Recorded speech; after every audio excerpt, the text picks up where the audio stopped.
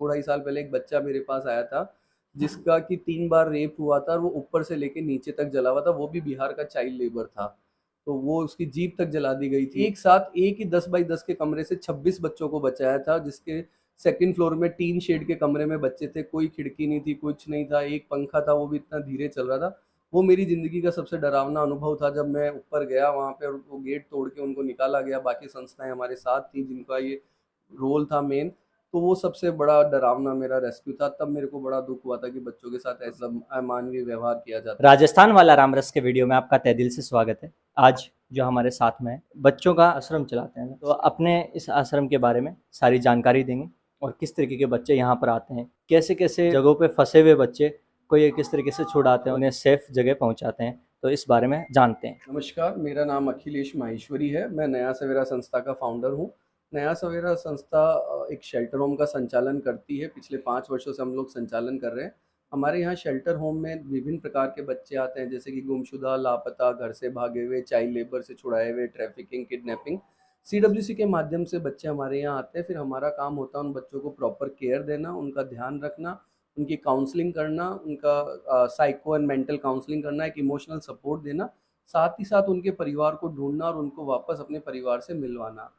अभी तक हम लोग पिछले 5 सालों में 800 से ज़्यादा बच्चों को उनके परिवार से मिलवा चुके हैं। उसमें अधिकतम जो बच्चे थे वो चाइल्ड लेबर से छुड़ाए हुए थे, मजदूरी से छुड़ाए हुए बच्चे। जैसे आप जहाँ पर जाते हैं छुड़वाने, तो ये कहाँ पर ऐसे बच्चे पाए जाते हैं और कैसे इनमें फंस जाते हैं? देखिए, अलग अलग एरियाज हैं। जयपुर के अधिकतर हर कोने में चाइल्ड लेबर का काम होता है, हम सब देखते ही हैं। बस फ़र्क इतना है कि हम लोग देख के भी अनदेखा कर देते हैं। तो जो चूड़ी कारखानों में चाइल्ड लेबर आता है वो पर्टिकुलर 4-5 थाना क्षेत्र है, वहाँ सबसे ज़्यादा पाए जाते हैं। जैसे भट्टा बस्ती हो गया, शास्त्री नगर हो गया, वहाँ सबसे ज़्यादा चूड़ी कारखानों में बच्चे पाए जाते हैं। और ये अधिकतर जो चूड़ी कारखानों में काम करने वाले बच्चे वो बिहार से आते हैं, ट्रैफिकिंग होके आते हैं। हमारे यहाँ पे मैक्सिमम जो चाइल्ड लेबर है, 100 में से 90 से 95% बच्चे जो हैं बिहार के चाइल्ड लेबर होते हैं। उनके अवेयरनेस के लिए क्या कर सकते हैं? किस तरीके से ये अपने ट्रैप में फंसा लेते हैं और क्या करते हैं वहाँ कि पे? देखिए, अधिकतर क्या होता है वहाँ पे गरीबी और अशिक्षा है, तो वहाँ से ट्रैफिकिंग करके लाए जाते हैं, या फिर कुछ पैसे देके माँ बाप को ये बोल के बच्चों को लाया जाता है कि इनको पढ़ाएंगे लिखाएंगे और थोड़ा बहुत काम सिखाएंगे ताकि बड़े होके काम कर सकें। परंतु सच कुछ और होता है। यहाँ लाके इनको छोटे से कमरे में बंद कर दिया जाता है, 18 से 20 घंटे 22 घंटे तक काम करवाया जाता है और एक वक्त का खाना भी बड़ी मुश्किल से दिया जाता है। और उनके साथ क्या होता है, वो पेरेंट्स को 2 साल 3 साल का पैसा दे के लाते हैं, तो उसके वजह से पेरेंट्स भी उनको बुला नहीं पाते हैं, नहीं तो वो पैसा चुकाना मुश्किल हो जाता है। तो कहीं न कहीं ये ट्रैफिकिंग भी है और कहीं न कहीं इसमें पेरेंट्स का इन्वॉल्वमेंट भी है। और भी तरीके के आते हैं जैसे किडनैपिंग और भी? देखिए, किडनैपिंग के केसेस कम आते हैं, रनअवे के केस बहुत ज़्यादा आते हैं, जहाँ बच्चा अपनी मर्ज़ी से घर से भागता है किसी न किसी कारणवश। तो उन बच्चों के साथ डील करना बहुत मुश्किल होता है, क्योंकि जो बच्चा खुद घर से भागा होता है तो बहुत टाइम वो अपनी सही इन्फॉर्मेशन देता ही नहीं है और बहुत दिन तक हम उसको कुछ और मान के उसके घर को ढूँढ रहे होते हैं या उसके साथ काम कर रहे होते हैं। फिर एक पॉइंट के बाद काउंसलिंग के थ्रू और जब बच्चे को खुद को रियलाइज़ होता है तब वो अपने बारे में हकीकत बताता है, तो पूरा ध्यान फिर हम लोग नई दिशा में लगाते हैं। किस तरीके से उस ट्रैप से निकालते हैं और कैसे आप वहाँ तक वापस पहुँचाते हैं? क्या देखिए, बहुत सारी संस्थाएँ हैं, पुलिस के माध्यम से, चाइल्ड लाइन के माध्यम से, इवन प्राइवेट संस्थाएँ भी हैं जो कि रेस्क्यू का काम करती हैं। वो लोग रेस्क्यू करके हमारे पास सीडब्ल्यूसी के ऑर्डर से, चाइल्ड वेलफेयर जिसको बाल कल्याण समिति कहते हैं, उनके ऑर्डर से हमारे पास बच्चों को छोड़ते हैं और फिर हमारा काम शुरू होता है। तो हम जो भी बच्चा अगर बता पाता है कि वो कहाँ का है तो उस हिसाब से, नहीं तो हमारी टीम है जिसका काम ही यही है कि जो बच्चा अपना घर पता प्रॉपर नहीं बता पा रहा तो वो जितना बता पाता है उसके हिसाब से अंदाज़ा लगा के ढूँढते हैं। जैसे खाने-पीने के लिए या फिर जो भी उनकी सुविधा है, उनके लिए क्या कैसे करते तो हैं? हमारा ये जहाँ पे आप बैठे हैं अभी, ये हमारा शेल्टर होम है जहाँ पे बच्चे रहते हैं। प्रथम तल पे उनका बेडिंग एरिया है, ग्राउंड पे उनका एक्टिविटी एरिया है और ये हमारा एडमिनिस्ट्रेशन एरिया है जहाँ किचन भी है और बाकी सारे काम भी होते हैं। तो बच्चों का रहना खाना पीना सभी इसी बिल्डिंग में होता है। अच्छा, और उसके लिए फिर रुपए मतलब हम लोग डोनेशन से रन करते हैं, हमारे पास आपने जो डोनेशन। डोनेशन का जो कॉन्टेक्ट है वो आप यहाँ पर दे सकते हैं? वैसे आप हमें जब ये भाई साहब रील डालेंगे या ये वीडियो डालेंगे तो ये हमारे पेज को टैग करेंगे, तो आप लोग भी उस पेज को फॉलो कर सकते हैं और उसके माध्यम से आप हम तक पहुंच सकते हैं। नहीं, जैसे कि ऑनलाइन पेमेंट करना चाहे कोई स्कैनर। हाँ। देखिए, फिर पुनः मैं कहूँगा हमारा उद्देश्य पैसा लेना नहीं है। हम ये चाहते हैं कि आप जुड़े, आए, देखें, समझें और आपको अच्छा लगे तो आप सहयोग करें।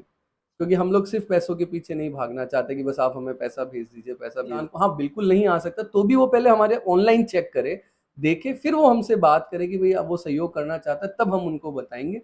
डायरेक्ट पेमेंट ऑनलाइन यूपीआई पे लेना हम थोड़ा कम पसंद करते हैं। वेबसाइट है नया सवेरा .org। हम लोग फेसबुक पे भी नया सवेरा के नाम से हैं, ट्विटर पे हैं, लिंक्डइन पे हैं। गूगल पे नया सवेरा जयपुर लिखेंगे तो हमारे सारे पेजेस सामने आ जाएंगे। आपने कुछ ऐसे इंसिडेंट आपने अपने आंखों से देखे हो, ऐसी जगह से आपने पकड़े हो तो मतलब बचाए हो बच्चों को, तो कुछ ऐसा शेयर करना चाहेंगे? तो मेरा जो सबसे अभी तक का खतरनाक या सबसे ज़्यादा जिससे मेरे को मैं खुद डर गया था वो रेस्क्यू था पिछले साल 2023 में 12 जून को, जो कि वर्ल्ड चाइल्ड लेबर डे होता है। उस दिन हमने कई सारी संस्थाओं के साथ मिलकर और सरकारी विभागों के साथ मिलके एक साथ एक ही 10 बाई 10 के कमरे से 26 बच्चों को बचाया था, जिसके सेकंड फ्लोर में टीन शेड के कमरे में बच्चे थे। कोई खिड़की नहीं थी, कुछ नहीं था, एक पंखा था, वो भी इतना धीरे चल रहा था। वो मेरी ज़िंदगी का सबसे डरावना अनुभव था जब मैं ऊपर गया वहाँ पे और वो गेट तोड़ के उनको निकाला गया। बाकी संस्थाएं हमारे साथ थी जिनका ये रोल था मेन। तो वो सबसे बड़ा डरावना मेरा रेस्क्यू था। तब मेरे को बड़ा दुख हुआ था कि बच्चों के साथ ऐसा मतलब अमानवीय व्यवहार किया जाता है। उससे पहले आज से 2 ढाई साल पहले एक बच्चा मेरे पास आया था जिसका कि 3 बार रेप हुआ था और वो ऊपर से लेके नीचे तक जला हुआ था। वो भी बिहार का चाइल्ड लेबर था। तो वो उसकी जीप तक जला दी गई थी वहाँ पे। तो वो भी एक मेरे लिए बहुत ही मतलब आज भी मैं उस बच्चे की शक्ल जब भी मेरी आंखों के सामने आती तो एकदम मेरे को डर सा लगता है। ये भगवान, इतने निर्दयी लोग।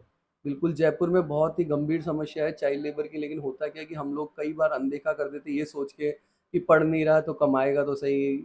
हम लोग सोचते कुछ और तरीके से, लेकिन उन बच्चों के साथ जो बीतती है वो वही बच्चे जानते हैं। और जो मतलब ये चाइल्ड लेबर करवाते हैं या फिर मतलब जो, उनको क्या कहना चाहोगे कि ये नहीं, अभी देखिए Rajasthan is the first state जहाँ पे सज़ा होना शुरू हो गई है। 7 साल की सज़ा भी हुई है और काफ़ी बड़ी सज़ाएँ भी हुई है।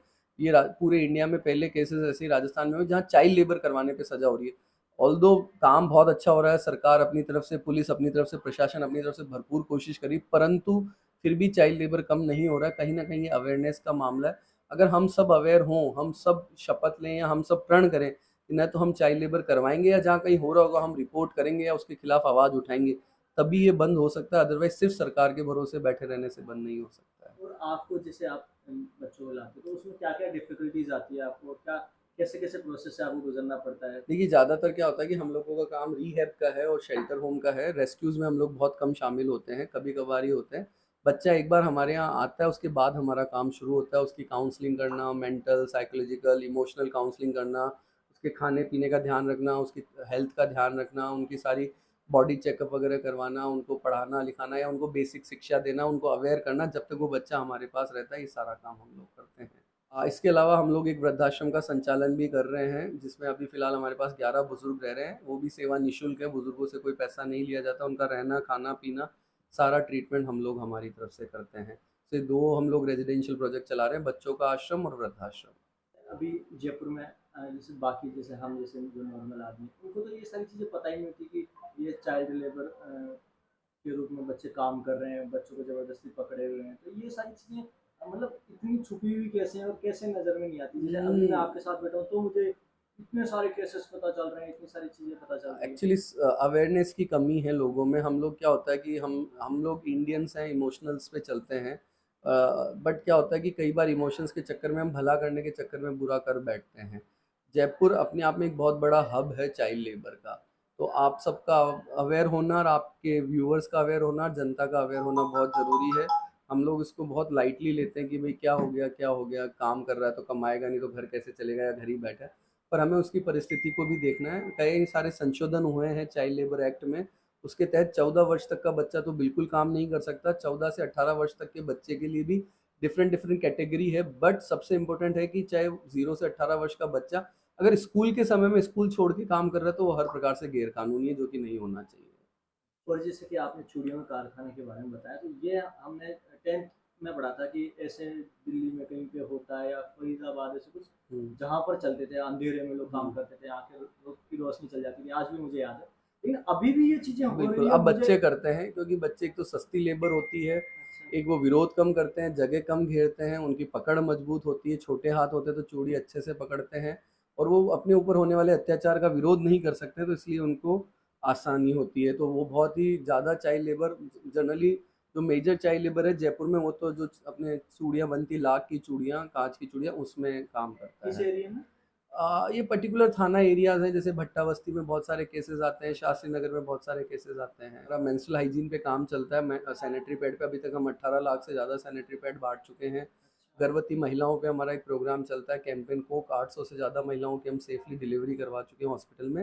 ये 4 प्रोजेक्ट हमारे चलते हैं, बच्चों का आश्रम, वृद्धाश्रम, मेंस्ट्रुअल हाइजीन और माहवारी पे, और चौथा गर्भवती महिलाओं पे। It's not only about government, हम क्या कर रहे हैं एज एन सिटीजन, हम क्या कर रहे हैं एज एन इंसान, वो भी बहुत मायने रखता है। मतलब मैं थोड़ा सा, मेरी विचार बहुत अलग है कि सिवाय गवर्नमेंट को कोसने के लिए, गवर्नमेंट को कोसने से पहले ये देखें कि आपने क्या किया इस समाज के लिए, आपने क्या किया उनको रोकने के लिए, आपने क्या किया उनको रिपोर्ट करने के लिए। मतलब मेरा ये मानना है कि मैं पहले खुद के गिरबान में झांक के देखूं, बजाय किसी को ब्लेम करने की। चाहे वो सरकार हो, पुलिस हो, संस्थाएं हो, दूसरों को बोलना बहुत आसान है, लेकिन हम क्या कर रहे हैं वो एक सबसे बड़ा सवाल है। हम अगर सब अवेयर हो जाएं, हम सब अगर सचेत हो जाएं, हम सब अगर गलत के खिलाफ आवाज़ उठाने लग जाएं, तो शायद इतना ज़्यादा क्राइम नहीं हो या इतना ज़्यादा गलत काम नहीं हो। बहुत बहुत धन्यवाद आपका कि आपने ये सारी चीज़ें शेयर करी जो मैं नहीं जानता था कि आज भी चूड़ियों के कारखाने में इस तरीके से बच्चे शोषण का शिकार हो रहे हैं, उन्हें ज़बरदस्ती काम कराया जा रहा है।